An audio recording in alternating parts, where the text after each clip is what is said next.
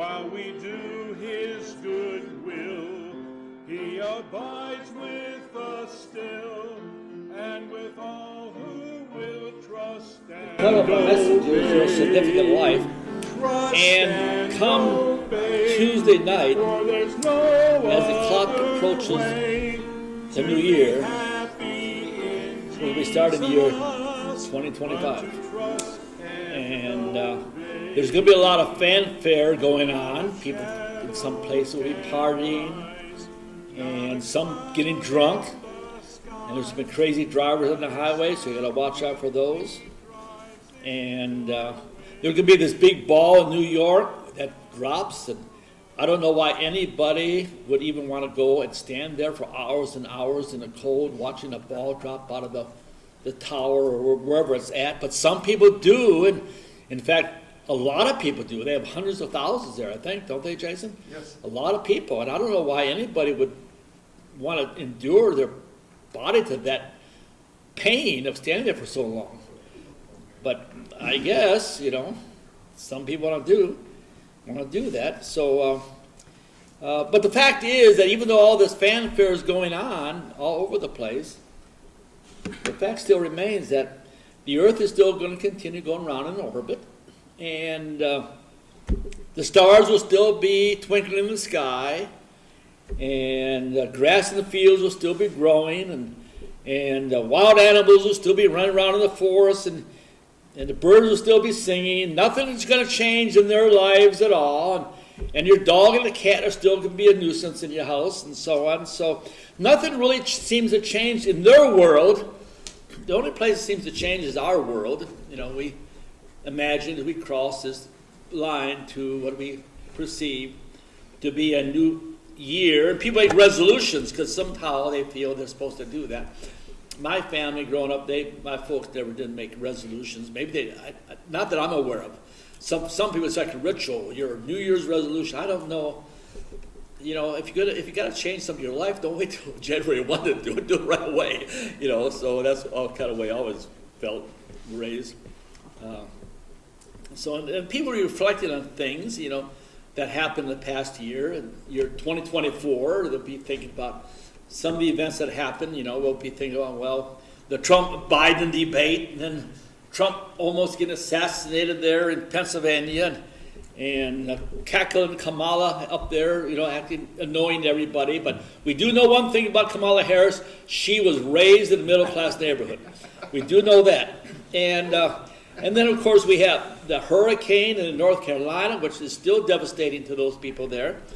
And then there's a big spy balloon going across, coming down from South Dakota and cross, and they didn't know what it was, but they eventually shot it down after it got all the way across the country. Same with these drones going around now, nobody seems to know what they are. Why don't they shoot one down and find out what's inside of it? I don't know. But anyway, there's simple solutions can't have simple solutions anymore. So, but those are those stories, and some of the things that over the past year people may reflect upon is maybe the death of somebody they knew or loved, and so on, and maybe they remember something they did in their life. Different things, memories of the year 2024. But one of the things, and Jason kind of alluded to this a few minutes ago, is it helps people reflect how fast life has gone. He said KY3, not KY3, what is it? Y2K. People don't live around here have no idea what KY3 is. KY3 did report it. Yeah, but Y2K, that was 25 years ago, and at that time we thought, I should say we, but there were elements of people thought the world was coming to an end, and they're packing away food, and the computer's going to shut down, and it's going to be devastating, and so on. So it's quite a hysteria. And the media, they always like to hype something up, for a few weeks. But they were able to ride that media sensation for I think 2 years. But anyway, time goes by very quickly. It's amazing how time goes by, and the days and the weeks and the months and the years, and it's just gone. And I know younger people don't see it quite that way, but when you get older, you understand what we're talking about. And sometimes we may wonder, does my life have any meaning? all the time going by, goes so fast. Sometimes you reflect, does my life has any meaning? Is there any meaning to my life? And young people should kind of think about that too. Even though you may not look at it from the same perspective as an older person does, you want to understand that at some point, even a young child needs to understand that you need to have meaning to your life. You got to have. Life is not just fun and games. I'm going to talk about that in a minute. You got to make your life meaningful. And I know it may seem melancholy, but the reality is that we all face this dilemma of a life going by fast. And we stop and think, does my life have any meaning? And if we would die tomorrow, would anybody even miss us? When one of my chickens die, and we toss it over the hill, nobody misses the chicken. It's just another. Is that what our life is to some people? I mean, is anybody going to miss us? You know, I see these signs sometimes in cemeteries, and it said "gone but not forgotten." You've seen that, but the fact is they are forgotten. A few generations that everybody had contact with that person don't remember who they are. I have a grandmother buried somewhere in Detroit, Michigan, somewhere at a cemetery. When I was there a child, I'm assuming I went there, but 10, 15 years ago, my brother wanted to go visit my grandmother's funeral plot in the cemetery, and he was advised not to go. It's too dangerous not to go. So, unfortunately, sometimes people are forgotten. Shakespeare, in his book or his play, Macbeth, he said that our life is just a silly little tale told by an idiot, full of sound and fury, signifying nothing. That's what Shakespeare said. Your life signifies nothing. Is that true? Does our life really signify nothing? After 25, 30, 40, 50, 60, 70, 80 years of life walking this planet, do we really go to the grave, life signifying nothing? Is it really perhaps even insignificant? Now, James 4:14. Whereas ye know not what shall be on the morrow. For what is your life is even a vapor that appears for a little time, then poof, vanishes away. You see a steam of coffee, steam coming off of coffee, and you see it, but it's gone. Before you see it, it's even gone. You can't touch it, can't even grab it. It's just gone, a vapor. As we look to Tuesday night, just in a couple of days, and watch that clock slowly clicking towards the midnight hour, we realize how true this is. Another year has vanished away, and where did it go? Where did it go? For some of us, it seemed like only a few days we were all being told about, as we mentioned a minute ago, about the disaster of Y2K. And I heard a lot of crazy stories, some really off the charts, about the old events, or what they predicted what happened during that occurrence. Solomon in the Bible spends the entire book of Ecclesiastes telling how quickly life goes by, and examines the various things we pursue to give meaning to our lives, such as money and knowledge and fun, possessions, and wisdom. So let's look at a couple of those passages. Ecclesiastes 1, verse 2 through 8, he says, useless, useless, completely useless. Everything is useless. What do people really gain from all the hard work they do here on earth? Things never change. People live and people die, but the earth continues forever. The sun rises, the sun sets, and then it hurries back to where it rises again. The wind blows to the south. It blows to the north. It blows from one direction and then the other. Then it turns around and repeats the same pattern, going nowhere. All the river flows to the sea, but the sea never becomes full. Everything is boring. So boring you don't even want to talk about it. I mean, really, the water always flowing into the ocean, always flowing constantly, but the ocean never gets full. And for thousands of years, the water will flow into the ocean and never gets full. Chapter 2. I said to myself, I will try having fun. I'll enjoy myself. But I found this is also useless. It is foolish to laugh all the time, and having fun doesn't accomplish anything. I decided to cheer myself up with wine while my mind was still thinking wisely. I wanted to find a way to enjoy myself and see what was good for people to do during their few days of life. Then I did great things. I built houses and planted vineyards. We all have dreams. We're all building and we all want to do something, right? He said, I planted these vineyards for myself. I made gardens, he said. I made parks. I planted all kinds of fruit trees in them.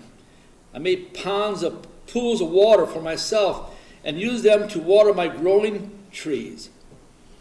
I bought male and female slaves, and slaves were also born in my house. I had large herds and flocks, more than anyone in Jerusalem has ever had before. I also gathered silver and gold for myself, treasures from kings and other areas. I had male and female singers, and all the women a man could ever want. I became very famous, even greater than anyone who has ever lived in Jerusalem before. My wisdom helped me do all this. Anything I saw and wanted, I got for myself.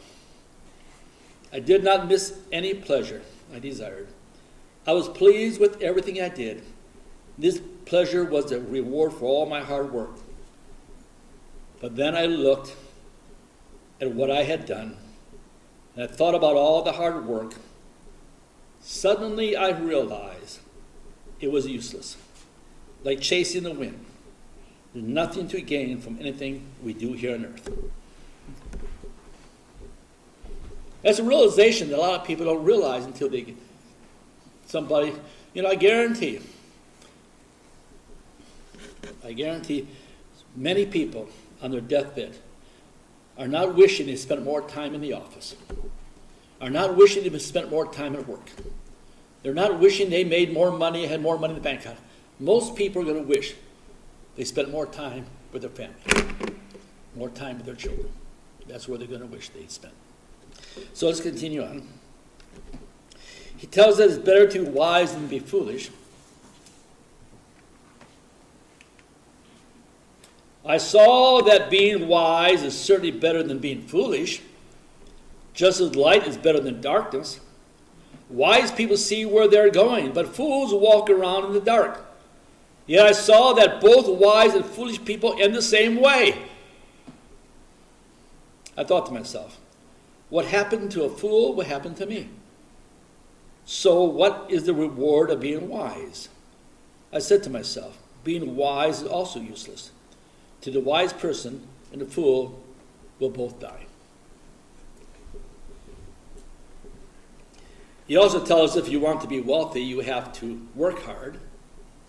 But he also said, just because you work hard doesn't mean you're going to be wealthy. So he said, be satisfied with what you have.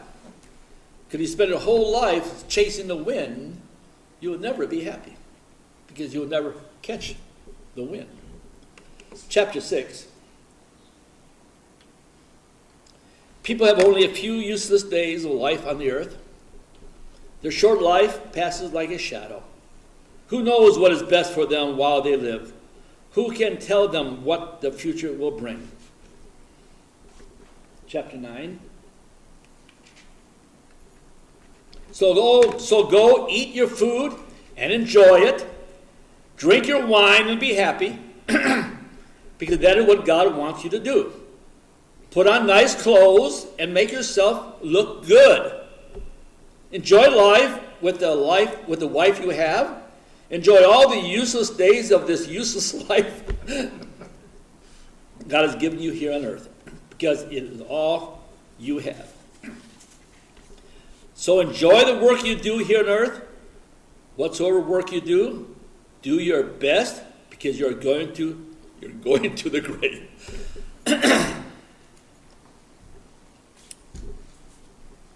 Chapter 11. Young people, enjoy yourself while you are young. Be happy while you are young. Do whatever your heart desires, whatever you want to do. But remember that God will judge you for everything you do. Enjoy life. But remember, judgment day is going to come. Don't get wrapped up thinking the enjoyment of life is going to bring you happiness and joy. Because it's all useless, he says. Because you'll go to the grave like everybody else. All through Ezekiel's over and over and over again, he tells us, money won't bring you joy. Wisdom won't bring you joy. Pleasures won't give you joy. Knowledge won't give you joy. Neither will wisdom or hard work, and anything you do is going to bring you joy. None of these things are bad, however. They're not bad in themselves. In fact, he tells us it's good to have wealth. I knew a guy one time, he said, he was a preacher, identity preacher. He said, they say most rich people are miserable. But he said, I'd rather be miserable rich than miserable poor. So I guess there's some sense to that. So Solomon said, it's good to have wealth. It's good to have knowledge. It's good to have pleasure. It's good to be surrounded by beauty. It's good to have wisdom. But even if you have all these things in your life, when facing eternity, it is still useless. All the pleasure, all the wealth, can't buy another moment of time. All going to be stripped naked when you stand before God. Now, I know it's getting a little depressing now, I guess, So, let's see here. Chapter 12. Remember your Creator in the days, while you are young, rather. Remember your Creator while you are young, before the days of trouble come, and the years when you say, I find no pleasure in them. He's telling the young people, make your connection and relationship with the Lord when you're young. Because tough times are going to come in your life. Mom and Dad aren't going to be able to solve all the problems anymore. You can be all the problems you're going to face in life, and you're going to face problems. I hate to bring the bearer of bad news or sad news, but every youngster here is going to face sadness in their life at some point, and heartache, and a broken heart, from many different possible sources. And if you don't build a relationship with the Lord while you're young, it's going to be difficult for you when you get old. So he said, remember your Creator while you are young, before the days of trouble come upon you. Verse 2, it says, when you get old, the light from the sun, moon, and stars will grow dark. The rain, clouds will never seem to go away. At that time, your arms will shake and your legs will become weak. Now, today we got procedures to help strengthen your legs. I've experienced that myself. It says there that your teeth will fall out and you cannot chew. Well, now we got dentures and implants. So we're trying to overcome those things. So we got the people go get dentures and implants because their teeth fell out. Let's see. Says your eyes will not see clearly. Well, because you had cataracts. So you get the cataracts removed and you get glasses, then you can see better. So we're trying to overcome those things, but of course we haven't overcome death. Your ears will be deaf to the noise in the streets. So you get hearing aids nowadays. And you will barely hear the millstone grinding grain. You'll wake up when a bird starts singing, but you barely hear it singing. You will fear high places. You will be afraid to go for a walk. Your hair will become white like the flowers on the almond tree. You will limp along like a grasshopper when you walk.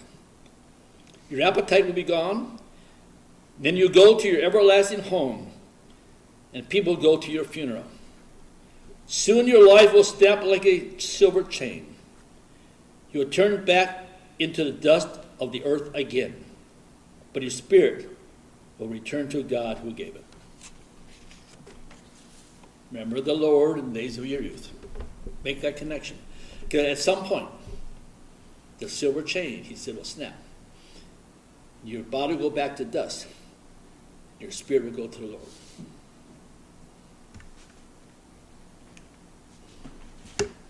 The teacher was very wise and taught the people what he knew. He very carefully thought about, studied, and set in order many wise teachings. The teacher looked for just the right word to write that is dependable and true. Words from wise people are like sharp sticks used to guide animals. They are like nails that have been driven in firmly. Altogether, they are wise teachings that come from the shepherd. So be careful, my son, about other teachings. People are always writing books, and too much study will make you tired. Now everything has been heard, so I give my final advice. Honor God, obey his commandments, because this is the whole duty of man. He could be saying, honor God, keep his commandments, and this will make your life significant. Shakespeare is wrong. For some people, maybe their life will become insignificant with no meaning. But there are other people whose life will have meaning and life will have significance. So we enter a new year in just a couple of days. We want to remember that our lives are going by very quickly. Though we will not see it, these children will one day be old men and old women. It's important for parents, and sometimes when they look at the face of their children, it's important sometimes not to look at the runny nose or the dirty face. Look at them as if they are an old man or an old woman. Consider what their life will tell you. With a wrinkled face and gray hair tell of a lifetime serving God, will be a lifetime in rebellion to God. So I would like Priscilla, come up here, please. And how about Josiah? Just stand right here for a minute. We'll stand together. You can stand over here. Stand over here so you can see. Don't hide behind the flag. Okay. Now, someday, after we're all long, most of us here will be dead. This is going to be an old woman. All wrinkled and gray. It's hard to see that now. And this is going to be an old man. And everybody here, he will look back at that time and he's going to say, I remember thinking about that. And they may be taking this memory and teaching their own children or grandchildren about the importance of their life. Now, with this life here, when she becomes an old lady or he becomes an old man, will that be a life that will be a life led for the glory of God? Will that be a life led for their own self-interest? It all depends on what kind of connection they make when they are young. That's important. So, old lady, be very careful with those steps. Step very carefully. You're old now. Very careful. Step on down. There, careful. Careful, old man.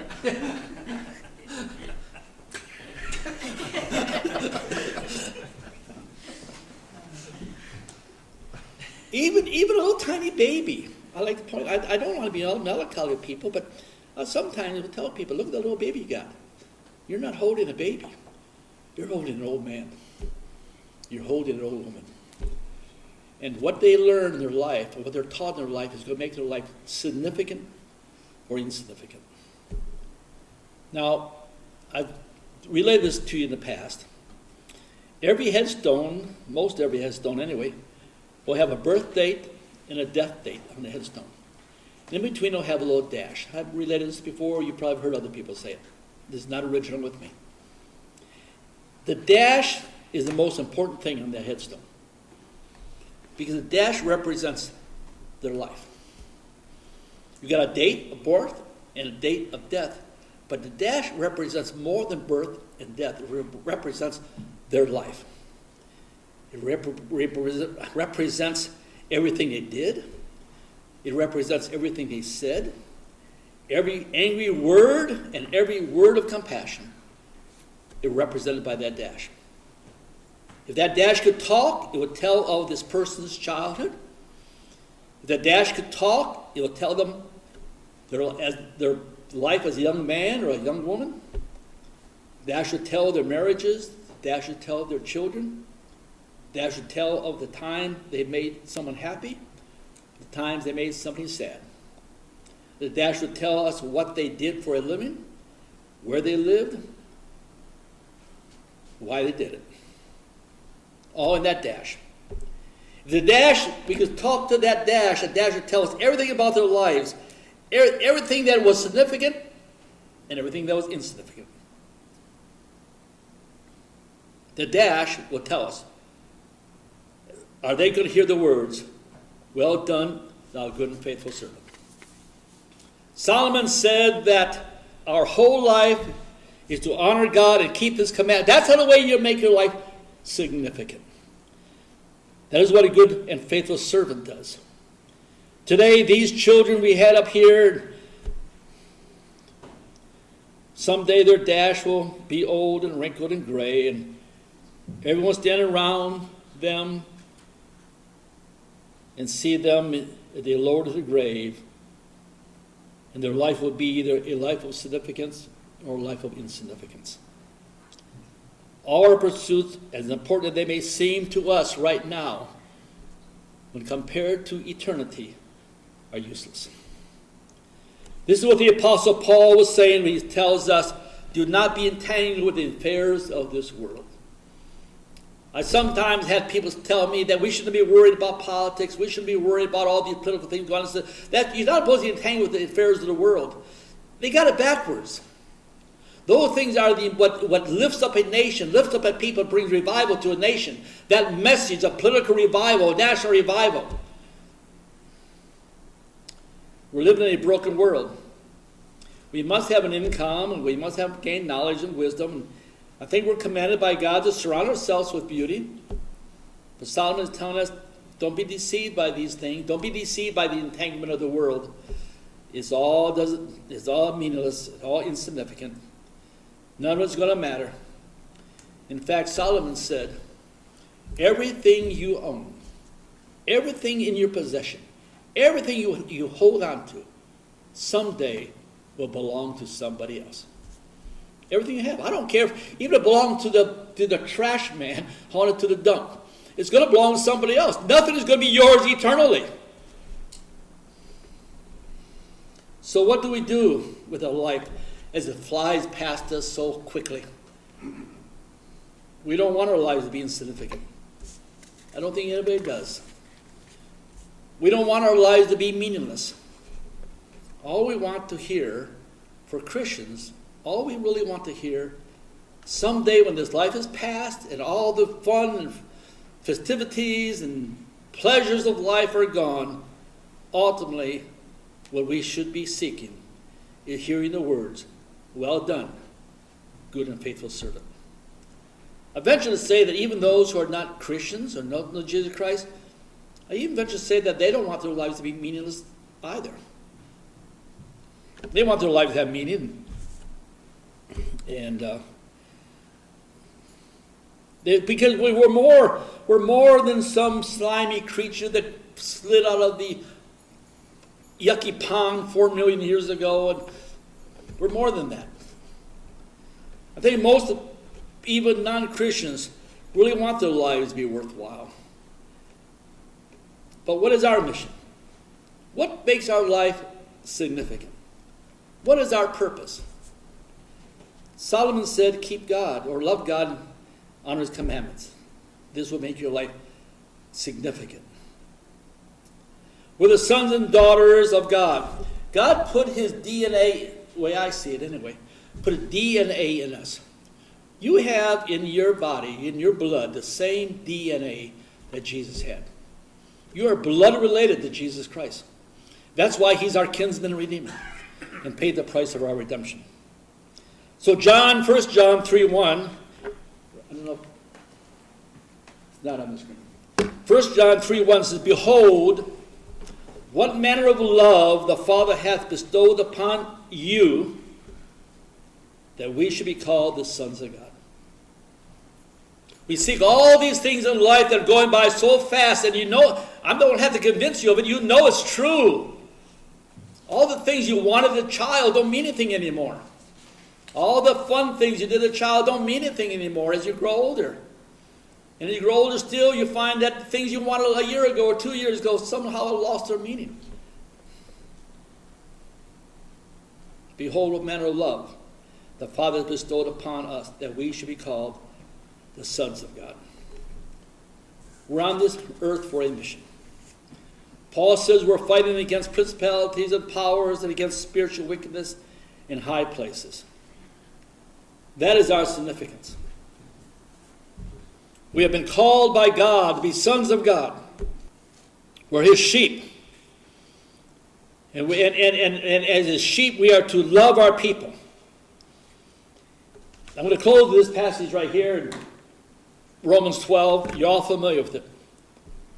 I beseech you, therefore, brethren, by the mercies of God, that you present your bodies a living sacrifice. You know, in the old days, the sacrifice is dead. They took a sheep or a goat or a bird, a pigeon or something like that, and they sacrificed, and it was dead. It was dead. But then Christ came, and he became the perfect sacrifice. But this sacrifice that Christ gave, his body, it couldn't die. He said, I have the power. He said, no man takes my life from me. No, these people that are trying to kill Jesus, no man takes my life from me. Freely I have the power to give my life. But he said, I also have the power to take it back up again. He had the power within his own being to bring his life back up again. But he's not asking us to sacrifice our lives in that manner, but to make our life significant. So present your body a living sacrifice, wholly acceptable to God, which is your reasonable service. And do not be conformed to this world, but be transformed by the renewing of your mind, that you may prove what is that good and acceptable and perfect will of God.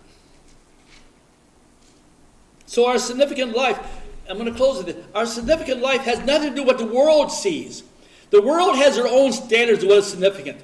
Frank Sinatra, to the world, had a significant life. All these movie stars, to the world, they had a significant life. And yet somebody who just raises a good family and takes care of his family and leads his family to the Lord, they were nothing. But God doesn't look at it that way. He don't see your value the same way the world sees your value. The value of your life isn't how many headlines you can make. It doesn't make what laws you get passed in Congress or the Senate or what political office you held or what position you held in the entertainment world. God doesn't look at those. The world judges you on those things, but God doesn't. Your significant life is you as a person. Are you a person that lives in accordance with faithfulness to the Lord? Are you a person who loves the Lord? Are you a person who loves your people? Are you somebody who teaches your children, or a good influence to your children, or a good influence to other children around you? Are you somebody who understands the value of living a righteous life? That's significance. That is significance to the Lord. And those are the words, well done, faithful servant, you're a good and faithful servant, that you'll hear. The significant life that you are offered by the Lord is not the fancy homes and all the entertainment and all the political power that some people seek after. But your significant life is kind of father and mother, or what kind of influence you are in the community, loving your people, loving your God. That is the way you make your life significant. Let's pray. Our Father, we ask your blessings upon each and every one here. We ask you to help us to understand that all the important things we seek after, and sometimes even the things we know in our lives are necessary.